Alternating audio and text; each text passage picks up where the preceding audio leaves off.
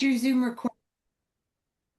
Well, it says it's recording. Hopefully, one of us gets it, We right? listen. This is exactly what we are now recording is literally every conversation we have because guys, today, listeners all over the globe, Nicholas Clar, my editor of my podcast, who is also a performer, podcaster, creator, uh, mastermind behind so many beautiful projects. So editing my podcast is sort of the least of his identity, but the most incredibly helpful.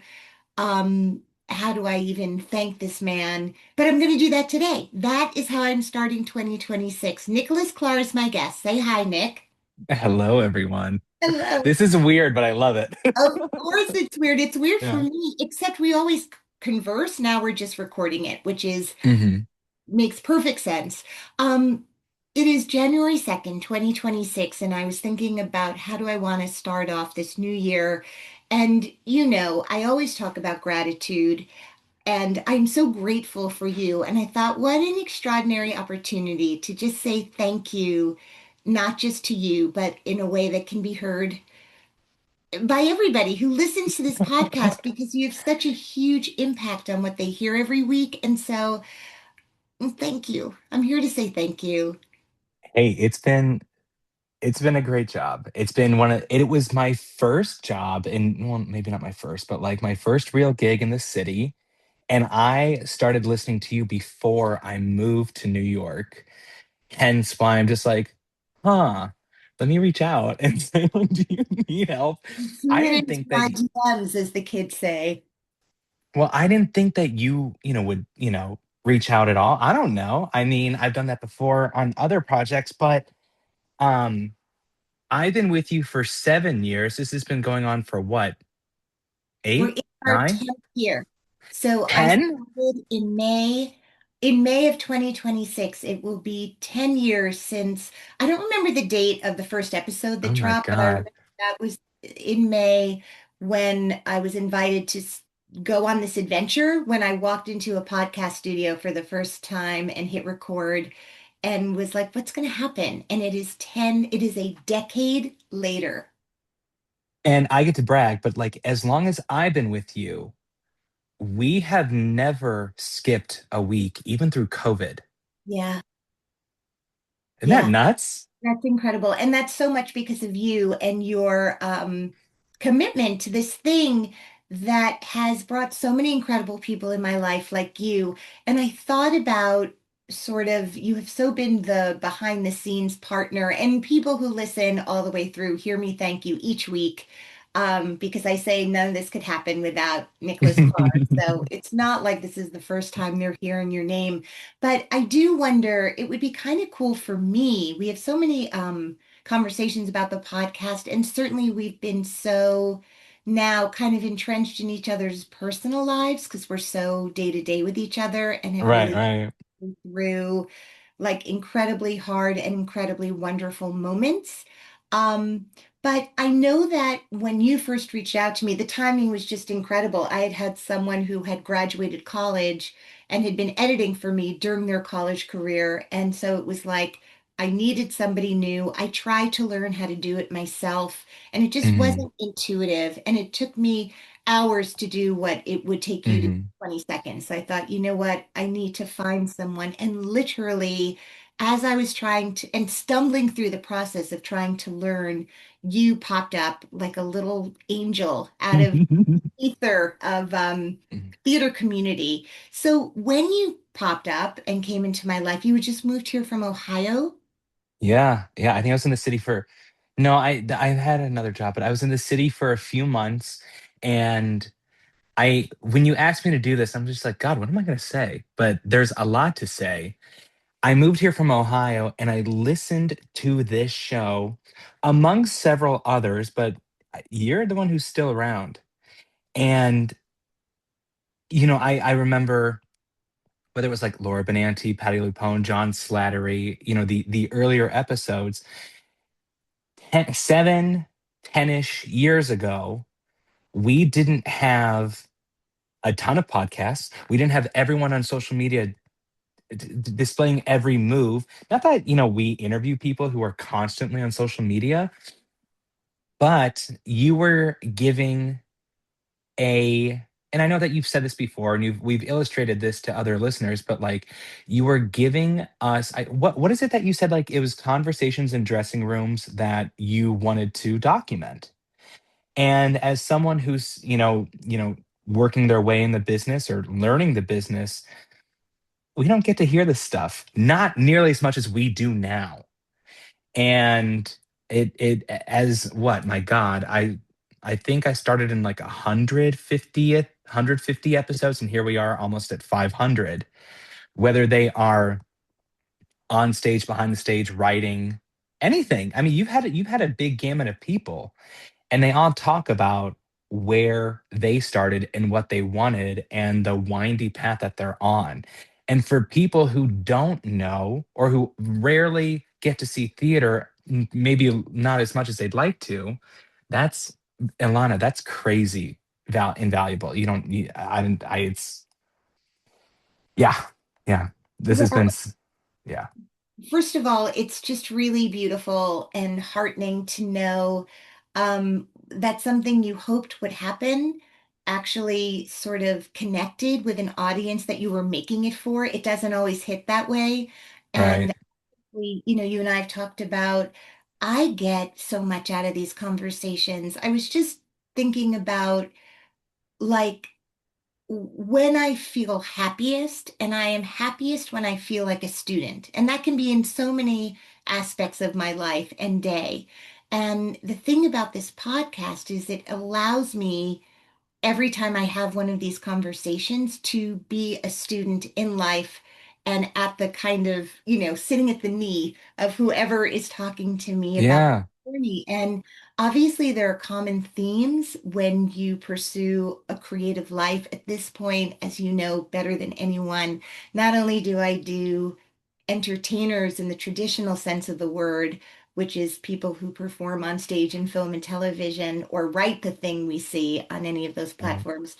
I've really been given this gift of interviewing authors with that Brian Park series that I do every summer in New York Mhm. City. And the amount of reading I have to do, I think I've only been really challenged by Sarah Jessica Parker, who I think had to read 1,000 books to be on the Booker Prize, committee and judge the greatest, give away the greatest prize.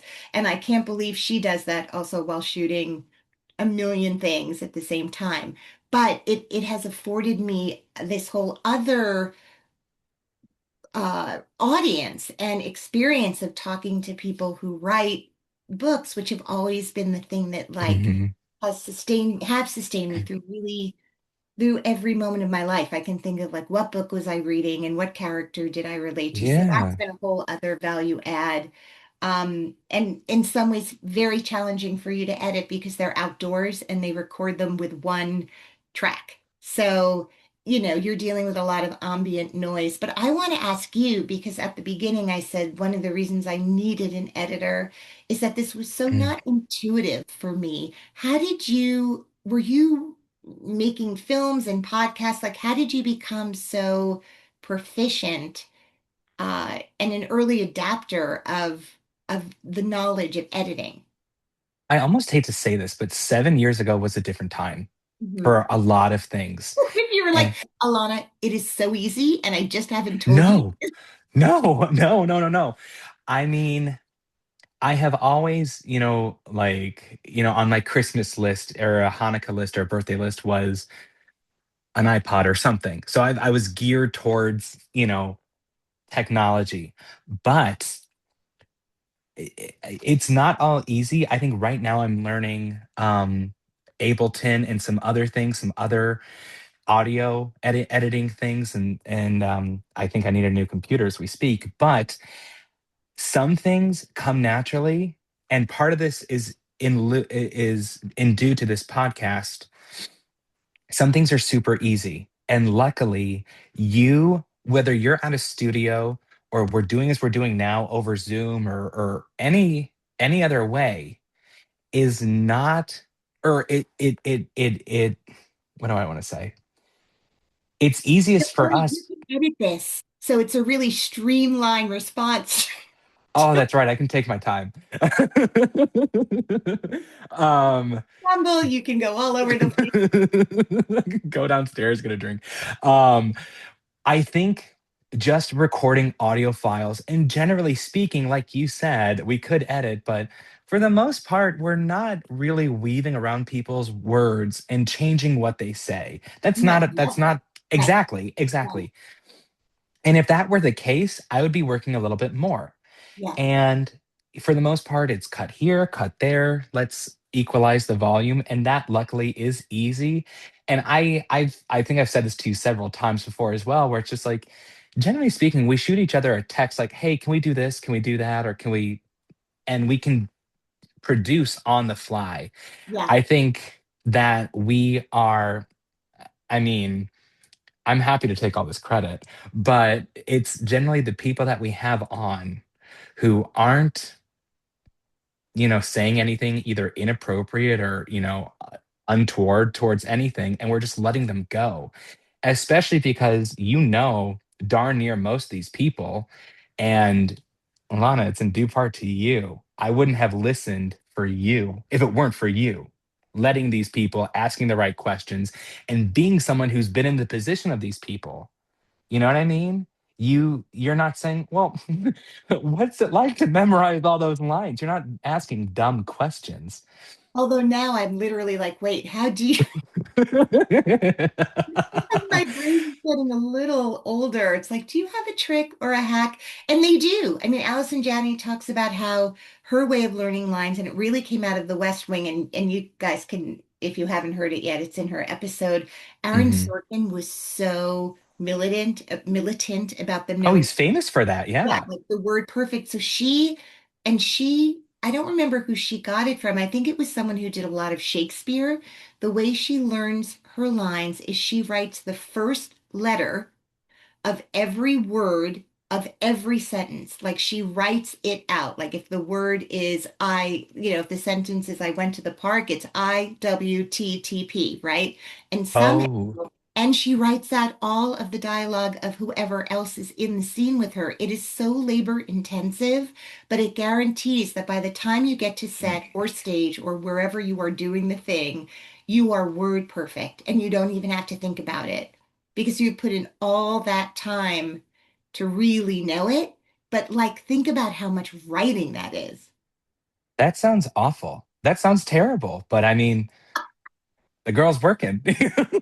Yeah, I would say if you want to win, an Oscar, it's up to you. If you don't want to It's win, up to you. But I think it truly goes back to where I remember listening to um I think Patty Lupone, where I was driving to school or driving to work or something, and Patty Lupone she makes her way around. Laura Benanti makes her way around. John Slattery, all these people that in your earlier days are these people that I can find what do other you mean interviews make if their there's way around? make their way around other 40-minute interviews. Oh, yeah, yeah, yeah, yeah. They do a lot of them. Yeah. So if Yeah. I wanted to, I mean, these people specifically, I could, get their take somewhere else. But I was just like, huh, you're asking insightful questions that I, as an actor, I, as a creator, I'm just like, oh shit, yeah. Why, and this could lead into a million different directions. What led you to performing? Well, it was in my proximity. Hmm. I couldn't get in trouble on stage. And then you zero in on that kind of stuff. And I think that's a through line that we'll see in a lot of these episodes where a lot of these people were in the New York City area. And for people like me, who I'm from Northeastern Ohio, we have a decent amount of stuff of opportunity to see things, opportunity to be in things. But in terms of those who are on the coast or, in Chicago or London or wherever, it's not as easy. So the people who you would have on, um, even I remember when you had on Eden Espinosa, who's from the Los Angeles area. She worked at Disney, but she didn't know. I think I remember she didn't necessarily know if she wanted, or she was hesitant on going to New York. where's the drive coming from, and how did you get to New York? How did you get to Yeah. these rooms? And how, if you didn't necessarily go to school, a lot of the people who I'm fascinated with didn't necessarily go to school, or if they did, they made their own connections and they made their own opportunities. And we're learning that more and more each day, because Yeah. I was not able to go and audition for anything in New York until I moved here at 24. So Right. that's important. I know that's important for a lot of people who listen. Yeah. And I get Yeah. so granular when they're like, well, after, blah, blah, I came to New York. I was like, no, literally, how did you get to New York? Did you Where take did you live? How did you make Yeah. money? Yeah, Literally, like you exactly. get off the train, the plane, the bus. Literally, how did you? And it's like, oh, my roommate from college had a friend whose uncle had a play, like it fascinates me all the little connections that have to happen if you're not from here, obviously, as you said. If you Yeah. didn't grow up in LA or New York or someplace where there was just so much work already happening that you could that you might know someone. It's in the air around you. Yeah, Yeah. yeah, And let's be real. I mean, there's a lot of people who are, working today who have parents who are doing the same thing. And, yeah, it's a controversial conversation. I don't, really care to get into that, but it is something that if these opportunities are closer to you, yeah, you're going to take them. yeah. And living in the city now, God, I love when you have on writers. I love when you had David Corns, the set Art designer. designer. Yeah, of Hamilton And and Beetlejuice and a million other things. Yeah. I mean, but that when you hear someone talk about, like, I don't know, you or I don't think know how to do any of that. And How that's dare you? Of course I do. even so, how do you do that professionally? Yeah, And that's the kind of behind the curtain stuff that I think a lot of people want to know. I think probably a lot of people who listen to your show who are not in this industry are still fascinated in knowing. Um, because they I consume the thing. I also think as well, me moving here, and I would hear you talk about Atlantic or any of your The whether it's theater you, companies. well, whether it's you or your guest talk about the Atlantic Theater Company, Roundabout, um, the public, so on and so forth. And I'm just like, huh, what are these places? I, what we have here in Northeastern Ohio is the second largest performing arts center outside of Lincoln Center. And it's called Playhouse Square, and it's beautiful. We have wonderful facilities. I think they are starting to dip their toes into producing new work a little bit. We have a couple Shakespeare companies. We have some really wonderful things and wonderful artists who live here. But and this is not a bad thing, but we get the first rate national tours. That's amazing. Right. But once, if this is something that you want to study or something that you want to, you know, be in, going to New York and going to off Broadway, let's repeat that, off Broadway, it's going to blow your mind. And that equivalent doesn't necessarily exist if you don't know about it and you don't Right. understand what it is. Especially when a theater is an old bank, very small. all these makeshift places that produce such fucking incredible work. Hmm. That's where I would go, and that's where I went insane. And I would basically, I mean, we all know Hamilton came from the public. A chorus line came from the public, right? Um, Kimberly Akimbo, a big show, came from the Atlantic, so on and so forth. And when I got to New York, because of listening to a lot of people on this show, I'd go to Classic Stage, I'd go to Atlantic and all of their stages, Roundabout, all of their stages, so on and so forth. Um, I'm just gonna say it. We're spoiled here in the city. We are. But it's your show and listening to all these creators talk about, well, this is where I like to work, or this is where this project came to be. I used to think that you have to see everything on Broadway if you can afford it, every season. And then you start to really trickle down the rest of New York, and it's just a whole other Right. world. To see Yeah, all the yeah, new work. Yeah, it's yeah. incredible. I just want to ask, like, how did you decide today's the day I moved to New York? Um, I knew that I'll be honest, I went to a university where I don't think I had the best time.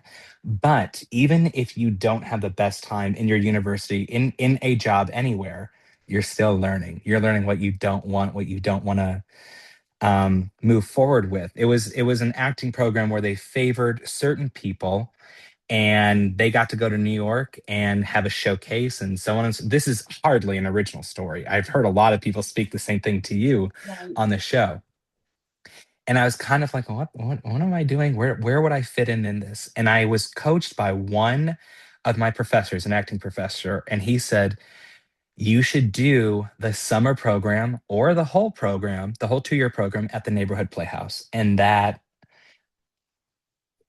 rocked my world in the best way, which is, the home of the Meisner technique. And Alice and Janney ran around there a little bit. Yeah, they Um, grew. and I think I tell that to a lot of people. Actually, I tell that to a lot of younger artists who want to get into this. I said, really deeply consider if you want to go to university. And if you still do, great. But if you don't, I would like you to examine the Esper Studio, Terry Knickerbocker, Atlantic Theater Company, wherever you can. Right. But the neighborhood playhouse had a 2-month summer intensive, and I did it, and I met people from all over the world. The teachers, the professors worked with Sandy Meisner, who's no longer with us, and they demanded a lot of us. But at the same time, I got to live in New York. I got to, I mean, a crash course in an acting technique and I mean, like for example, you're from New Jersey. You came into the city enough to understand how to operate and that it's dense, and you probably rode the subway quite a bit, right? And went to college here. And you went to college here. And for me, that was my crash course in New York City. And I always knew that I wanted to live here. I will say this, I think this is important for people to know. The favored community of people in my college acting program, I have, I notice a lot of them are no longer in the city. And I kind of believe it's because they didn't feel like the city necessarily they were a small fish in a big pond, no longer a big fish in a small pond, and they Right. didn't like that, from what I can tell. Adapt to that.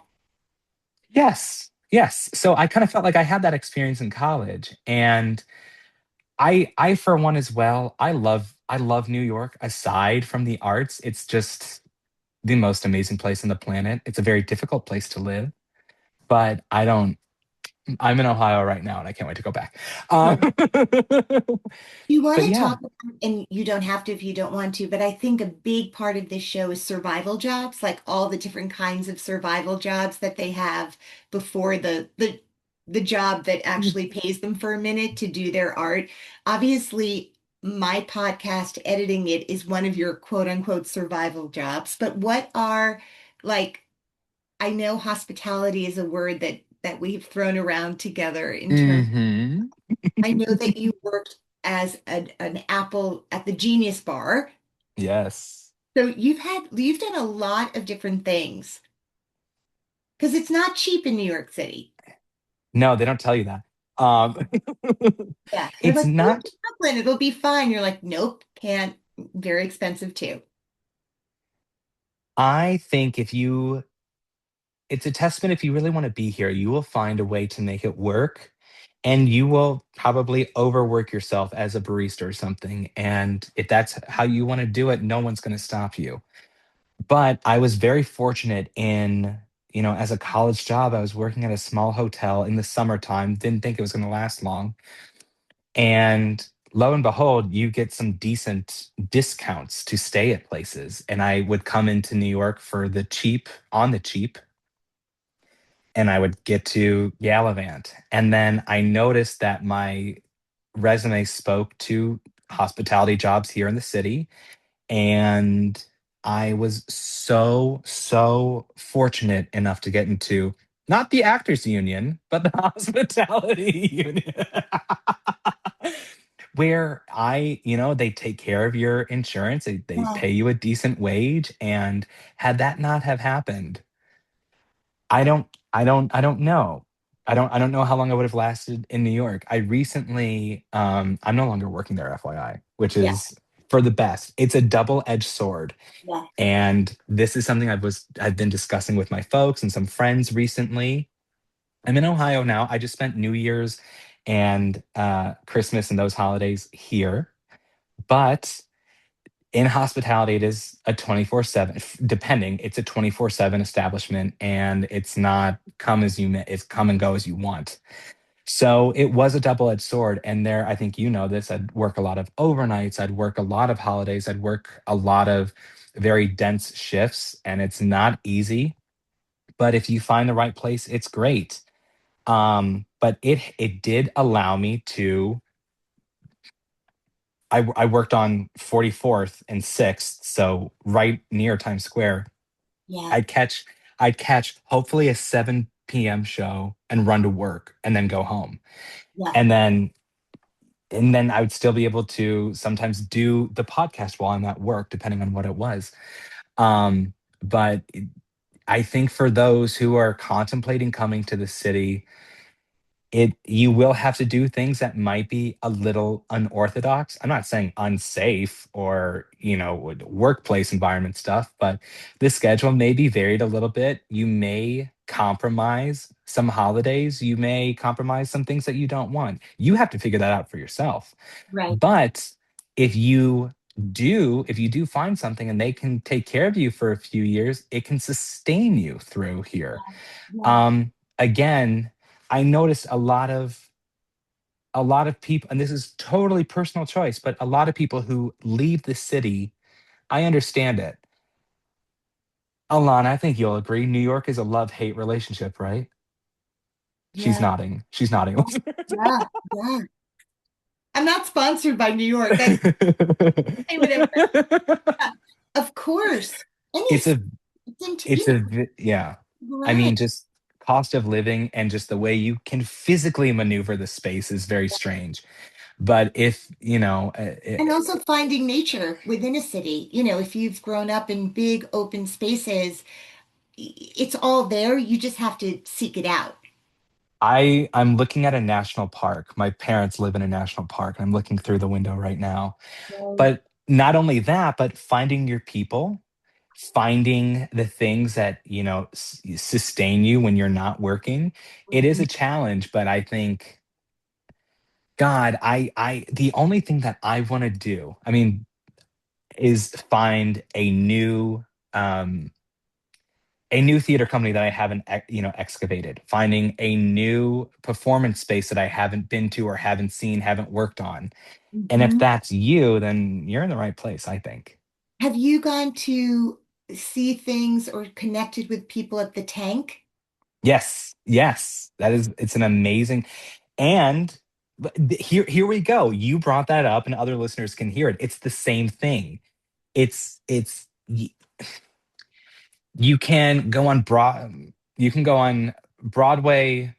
What should I say? Unlisted Broadway website.com, if anyone want to sponsor us, here on in the future. And Okay. they'll tell you what's happening on Broadway, which is amazing. But Right. the vast amount of these other houses, the New York Theater Festival, the Mint Theater Company. I mean, there's all these little companies all over the place who are producing such amazing work. Yeah. This is what you love. I mean, my God, this is what you gotta I know do. what's so crazy is when I look at Nick's uh Instagram, I think I see a lot of theater. I You mean, do, you do. I see a lot of theater, but so much of it is because that's my job now. And that's been really interesting too. This thing that I love so much and this thing that I grew up with that was the most special way to celebrate like any momentous occasion in our life or to like a balm to our souls when we were feeling really down about something when you see theater many, many nights of the week, when it becomes your job, and I'm not a Tony voter, but I feel like a Tony voter. It should be. Yeah, well, yeah, although that is a lot. That is a lot. You cannot pick and choose. You have to go see everything. Oh, Um, really? it's so cool. But I feel like the fun would like be seeing something and then like having a few days to sort of let it enter you and you kind of sit with it for a minute. Someone will ask me like, what should I see? And I'm like, oh my God, I can't even remember. Like I see so much that sometimes it all gets kind of, mushed into one thing as opposed to like, let it marinate and let me sit with it and let me talk about it with other people. Um, so I can say though, someone did just ask me what is the most recent thing I've seen, and I was able to remember because it was so, I don't know if you saw it, but did you see Oedipus? Yes. Yes. Like Yes. that was a very masterful retelling of a story that you think you know or read the play in college or, I thought it's very modern, obviously, but I thought it was really successful pretty much across the board in sort of taking something you think you know and you know how it ends. Like it's not a it's not a Yeah. story. But Yes. I was like, that has really stayed with me, even though I've seen many things since then. So I thought, oh, that's interesting. Like that's in there. And I'm glad that you brought up Oedipus. I did see that. And I, Robert Ike, who directed that production, he's done a lot at the Park Avenue Armory, which is, we can go off into that tangent. This huge, beautiful space on the Upper East Side. And I've gotten to see some of his work where he does, you feel like it was just revealed to you today, this story. Wait, And did he do? I saw the hairy ape there. Was that him or was that a different? I didn't get to see that, but he did the I don't remember. Oresteia several, maybe pre-COVID, Okay. and then the Doctor, which was a couple of years ago. And I still, when I go see something new or by a new director or in a new house, or when someone when someone asks me, "Oh, what should I see?" I'm like, I don't know, like because you need to let it sit. Like you said, that is such an important thing. And taste is so subjective. Subjective. Yeah. And it's And so expensive to your point about Broadway. If someone is listening to me and taking my word for it as if I am an expert, the responsibility and pressure I feel knowing how much money they're going to spend, it's very yeah, heady. It's very heady. And so I'm very careful to just say, you know what, you should see everything as much as you can, but I can't just tell you because we might have a different response to the thing. certainly. I mean, certainly people had to. I had my folks, my mom and my aunt came into town, and I had them see Stereophonic. And Mhm. I saw that show 6 times. I saw it 3 times off Broadway, 3 times on Broadway because I'm a freak, but I got other people to like it. Anyway, when Ask you she something. Wait, I'm just going to interrupt. How do you afford to see a show 6 times? This is okay, good. This is, yeah, I'm gonna get into that. Okay. I didn't see it with them. I said, I'll catch it. We're gonna go to dinner after because I'd already Okay. seen it. Okay. But what I want to say, broad some Broadway does this, some Broadway has accessibility. Oh my God, I love that we're talking about this.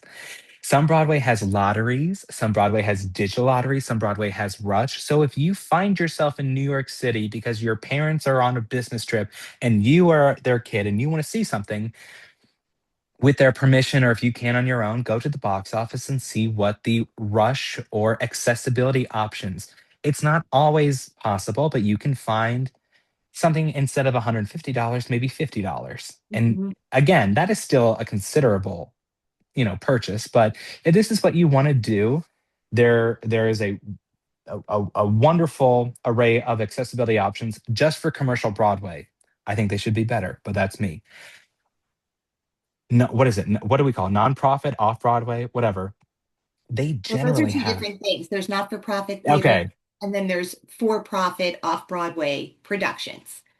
Like if So the someone rents the theater on Theater Row for right, right. right, as opposed to the Vineyard Theater or CSC or other nonprofit theater companies that are, but anyway, go on. That's another Well, conversation.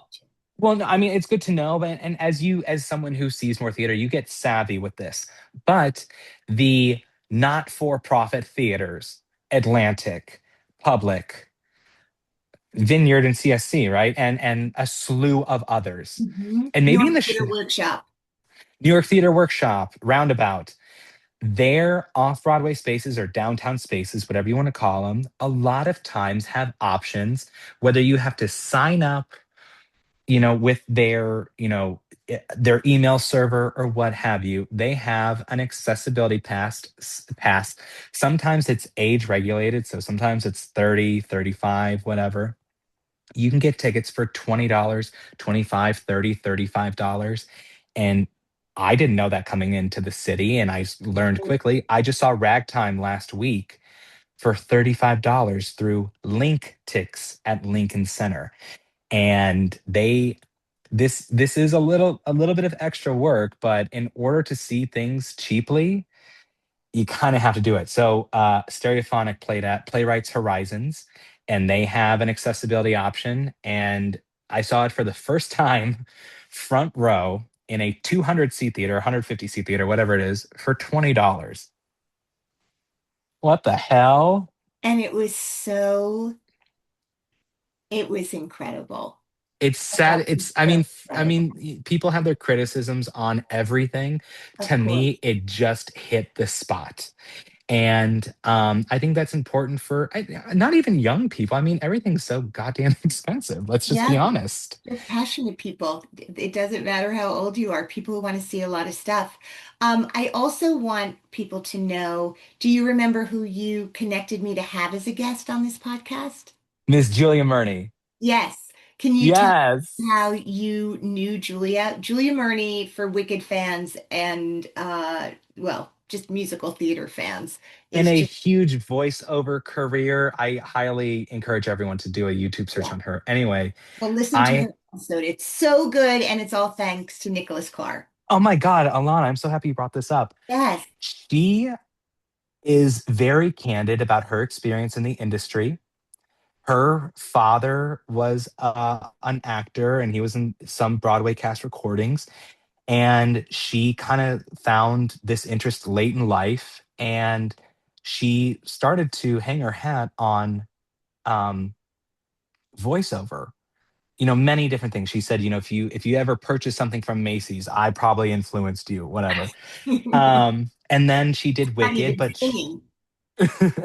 and then she did Wicked, which, especially Wicked in the early years when it was just well, actually, it's a phenomena still now with the film, Yeah, no, but she was but such a fan favorite. she's her voice is so brilliant. But if you ever listen to her on podcasts, which I did, and listen just to her in interviews, she explained that, Alana, you can speak on this as well. This is the entertainment business. This is the entertainment industry. This is how things work in a business or an Right, industry. right. And, She's very real. competency is not necessarily what sells. It's relationships. It's, you know, sometimes, and she explained that she was in a show that closed a few weeks after it opened, and she detailed her experience with that. And if this is what you want to do, I mean, my God, it's such a it's such a thrilling experience listening to that. But she Yeah, is someone who is very, very willing to open up about her experience in the yeah. industry. And I listened to her, and then excuse me, I'm getting off topic. She had a master class, a one-on-one type deal. And during COVID, I remember speaking to her. I'm like, what do I do? Because during COVID, we didn't know when what is it, see the trees through the woods or whatever. Yeah. And she Forest for was, the trees. see the forest through the trees. She was so brilliant in saying, hey, things work one way or another. I mean, even in her episode, the questions that you asked her about her, she's from New York City, and this was all the way around her, and she didn't even necessarily know if this is where she wanted to be. And I think you talked about this too, and you certainly talk about this with other people. She met Andrew Lippa in just coincidentally in an audition, and they hit it off. And then she did the Wild Party, and then things start moving forward and forward. And then I thought to myself, like, yeah, I mean, I am getting off topic. I said, "Do you know Alana Levine? Do you know I work for the show?" I said, "Do you want to come on?" And then lo and behold, she was on a week later. And one of my absolute favorites. And Oh, good. I just think she's a really like remarkable example of someone who has this extraordinary talent, integrity, but also a just winning sense of humor about herself and the whole The world world around her. described it. Yes. And she's really honest about the ups and downs. And I feel like to get back to the original point of this podcast and sort of the thing I think you were relating to and the thing I wanted for people is to like, this is such a corny way to put it, but to really keep it real, like to just keep it real. And I feel like that sensibility, that kind of set a tone for people really relaxing into the conversation. Like they would listen to an episode with somebody else other than Slattery, who was the first episode. And so he really set the tone. He told like one extraordinarily hilarious, heartbreaking at the time, anxiety producing audition story. So much of his episodes, it's a two-parter, are about like really the most hilarious, candid behind the scenes of what it is to start out and And then what goes wrong?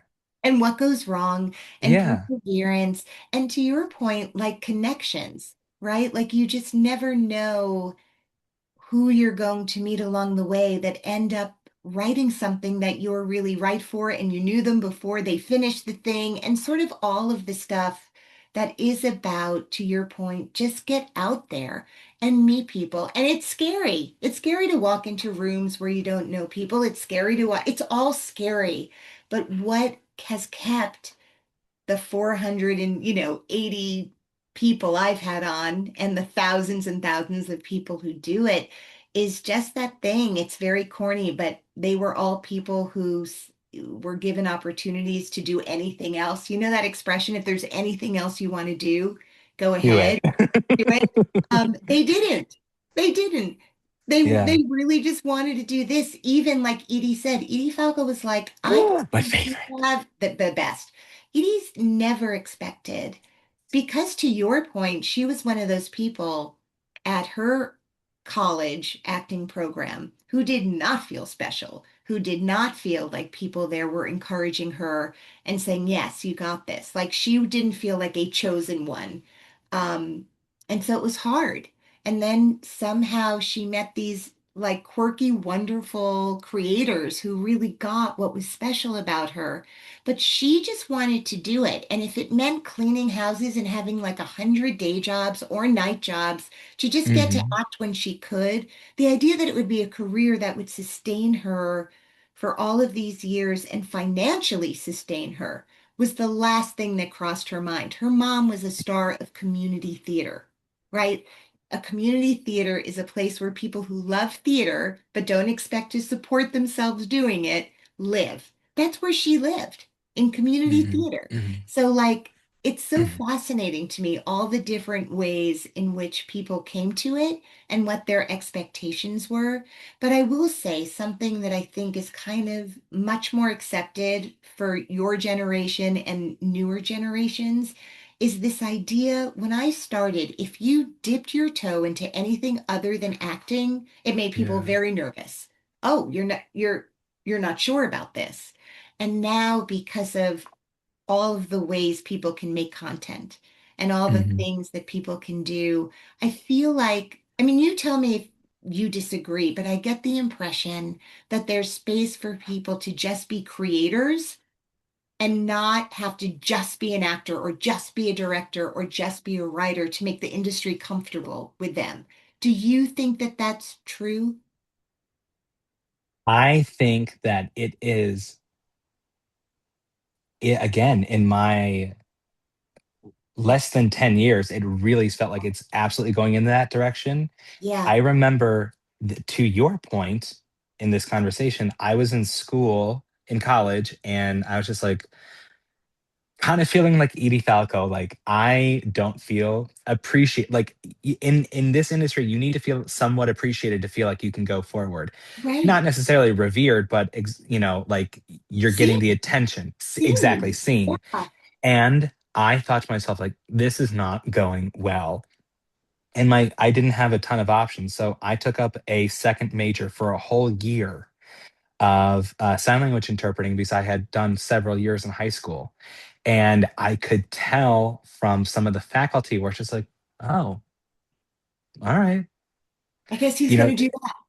exactly, Yeah. exactly. And I think now I'm certainly learning you have to, I mean, let's be real. In order to make money, you're going to have to. In order to put a roof over your head, you're going to have to. And in order to more along the lines of just working in the industry, you're going to have to produce your own material. And that is, meeting new people, like you said a second ago, is scary. And it is weird because, especially, I mean, again, let's be real again. Some artists are not, you know, cooperative people. The best ones are, in my opinion, with others. Mhm. But y- y- you kind of, if you want to make your mark, if you want to kind of portray your best talents, because what you have been cast in or what you are doing, you don't feel like you're shining your best, you kind of have to work on your own stuff. um but By the way, just to interject in terms of theaters that are just so inspiring to me, the Deaf West Theater Company, yeah, most extraordinary companies. And I yeah, wonder just, I didn't even know that you were proficient in ASL. I Um, need to practice. I need to practice. okay. I mean, it But it that's a place for like a skill set, a desire, a passion in a theater company, or absolutely. even, at CSC, I saw The Baker's Wife before it closed. And the night I was there was going to be an interpreter for a performance. And there were a whole bunch of people there who all knew each other from the ASL community. And I was like, God, there's just communities and community, there's communities building on communities. And then one of Yeah, them bumped into someone else and they had a project they were doing and they needed an interpreter, but also an actor who could do some sign. So yeah. it's like, it's really just about sharing all your, like, not being shy about what all your different talents are. And I think,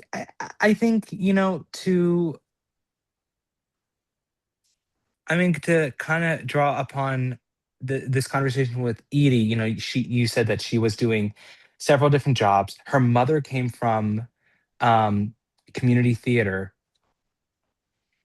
It, I remember we had gotten coffee. This is something we should bring up. We had gotten coffee because you wanted to thank me for doing the editing of, like, I didn't start doing your podcast. I did like some Jason Alexander file or something for you just off the bat. And you're Right. like, "Oh, Take let's clips let's or go out for coffee." something. Right, right, Yeah. right. And she said, "Why do you want to do this?" And I think you are sussing me out because, God forbid, if you just want to get famous, I don't, your success isn't guaranteed just if you want to get famous. It's not guaranteed otherwise. But you have to, if you want to be here, oh my God. Casey Levy said what I want to, articulate the best. She said, I remember she was being interviewed by someone there. She's like, you have about 9 or 10 credits. She's like, yeah, I actually really haven't done a lot of film. And people see all theater and they kind of get, weirded out. And she says, if you want to be in theater, you kind of want to be here. You kind of have to want to be here for Yeah. every bit of it. And I was just like, oh, she got it. Yeah. And yeah, yeah, Okay. So, first of all, it is so incredible to have you as my memory because to the point earlier of like you see so much theater, like I don't know, what should you go see? I have to like look at a list at the back of like right. magazine, like what's playing? And also like I've done so many of these conversations, and so sometimes it's hard to like remember all the different beautiful artists that I've had on or the things that I want to remember that they said. And it's so helpful because I just want to say it is not lost on me after every episode that you edit, almost to a person, you will comment on what it was about the episode that you really liked, or I love this one. Like you're an incredibly encouraging person to me. You're one of the people, not just because you edit it, you actually listen to the podcast and give me feedback about it and remind me sometimes when I just feel like, oh, I have to get another one out. Like actually to just take my time and to enjoy it and know that it's resonating. And it's nice to be reminded of that. And I really thank you for that. I thank you for your service, Nicholas Clark podcast. I thank you for learning with me and being patient with me. We've had some crazy occasional snafus that have happened, and you've always had my back. And sometimes you are in another country and you happen and you're so thoughtful and kind and also willing to and a lot of people have a problem with this like oh I messed up I'll fix it right like you're so human and willing to be human out loud and I really really appreciate that because I mess up 100 times a day. um Before I let you go and I hope you will come on again because this is so much fun, is there a little known fact about Nicholas Clark? Wait a minute, wait a minute. You just said Yes. all that about me. I have to gush Okay. about you. Okay. I wouldn't have reached out years ago if, like I said, there's not thousands, but there's dozens of people who interview it- Broadway people is what I was attracted to, but film, TV, whatever, who ask the same question over and over, maybe even if they're actors and stuff, but I wouldn't have come to you if I wasn't interested in the conversations that you have. So that's all on you. Thank you. Of course. And this has just been so much fun. And really, it's never been too stressful. I'm glad. So it's just been a blast and you are the best. As a little known fact, well, I just let you know that I know American Sign Language. Um, oh my God, what don't you know about me? Well, think of it this way. It's not so Uh, much what I do or don't, but it's what mhm. people who don't know you, other people other than me are going to listen to this episode. So it can be something I know if you want. It's going to be a call to action because it's that's a little known fact. I think everyone should go see more theater, and I think everyone. I don't know. God, this. And you know how many little known facts that I've listened to over the years? 490. 400. Yeah, exactly. Um, um, I've listened to the Little Known Facts song more than anybody ever has, right Fair. after their little known fact. And to be honest, what a fucking brilliant idea to call a podcast Little Known Facts because even though anybody, anybody who we listen to, Julia Murney, Cynthia Nixon, whatever, may say their little known fact, you're going to hear a conversation of something that you did not know about someone who you really like. Yeah, I think that's true. Nicholas Clark, I love you. Happy New Year. What an extraordinary way to start off 2026 by getting to share you with my listeners and just to get to have this time with you that is not about work, but just about like being with each other. So thank you. Happy New Year. And I can't wait to hear how you edit this. I love you, Alana. Happy New Year. I'm so glad we did this. Yay. Mhm.